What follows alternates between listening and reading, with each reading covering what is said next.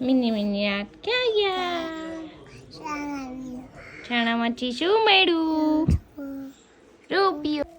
ગટ્ટુ આરે રમીને પછી મેં મારું બેગ પેક કરવાનું હતું. ગટ્ટુ કે મમ્મા તારા હું કપડાં બધાય ભરી દઉં. તો મારા કપડાં બધાય વીખીને એણે ભરી દીધા. જો મારી છોકરી છે ને ટેલેન્ટેડ પણ.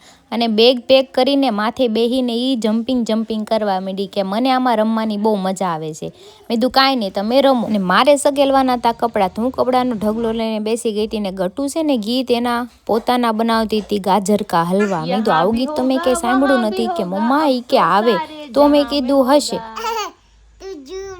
मैं नहीं झूठ बोल रही, तेरा ही जलवा.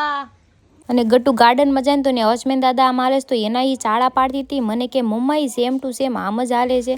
અને નાની પાસે વહી ગઈ ને મેં કીધું હાલો હવે હું જમી લઉં. તો હું જમવા બેસી ગઈ તો એને પાછી આવી મુખવાસ લઈને કે મમ્મા તું ખા. મેં કીધું મારે નથી ખાવું. તો એના પાપા આવી ગયા ને એ ગેમ લઈને બેસી ગયા હતા. જોયું એ ડ્રાઇવિંગ કરે છે ગેમમાં. મને કે તને ન આવડે આવું કાંઈ. મેં કીધું મારે કાંઈ શીખવું એ નથી, હું કાંઈ ગેમ રમતી નથી. ને અમારા સામે મેરેજ હતા તો ગટ્ટુ જોતી હતી કે મમ્મા અહીંયા જાન આવશે કે નહીં. આ ઢીંગલી ગટ્ટુ જૈનમી નહોતી ની પહેલાંની માર પાસે પણ એનો હાલ બે હાલ કરી નાખ્યો મારા ગટ્ટુ. એને બનાવી નાખ્યું તું જમવાનું. તો હરી બેસી ગયા હતા જમવા. સૂકી ભાજી રોટલી અને મનોજભાઈ પણ આવી ગયા હતા. અને બાપ દીકરી બે કેમ અમારે સૂઈ જવું છે એમ.